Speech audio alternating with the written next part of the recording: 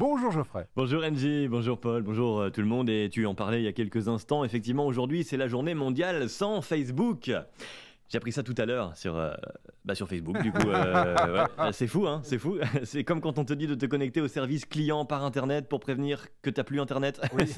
C'est aussi utile que de mettre un œilleton, tu sais, un Judas sur une porte vitrée. Voilà, pourquoi journée sans Facebook, ou qu'on appelle aussi dans le jargon entrepreneurial une journée productive.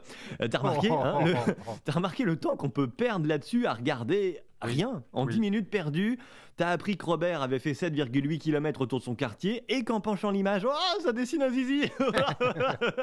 Bon, t'as aussi appris que Ginette avait fait ses premières pâtes fraîches maison. Et puis t'as eu le temps de lire une citation d'un auteur inconnu sur un paysage de nature flamboyante, citation que t'as déjà partenue. Facebook, si c'était quelqu'un, j'ai l'impression que c'est un type stérile qui va faire un dépôt à la banque de sperme. Tu vois, il y a production de contenu, mais pour rien. C'est exactement ça. Et ce rien représente quand même 33 millions d'abonnés en France. Facebook, c'est 33 millions de personnes en France. Et en France, on est combien déjà ? Un peu plus de 67 millions d'habitants. Un Français sur deux sur Facebook, donc à perdre du temps, je viens de le démontrer. Or, d'après un sondage Ouest France d'il y a genre 3-4 ans, 46% des Français manquent de temps. J'ai envie de dire c'est QFD. Journée mondiale sans Facebook, c'est pas grave, on ira sur Instagram. Bon, ça gênera pas Zuckerberg, il possède les deux.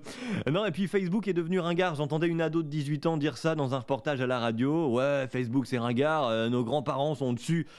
Eh bien toi, la jeune de 18 ans, écoute le vieux de 30 ans qui va te parler tel un vieux sage. Ça semble de plus en plus facile, enfin ça semble peut-être, plus facile de contacter ses grands-parents, à mon humble avis, par Messenger, qu'avec une planche de Ouija.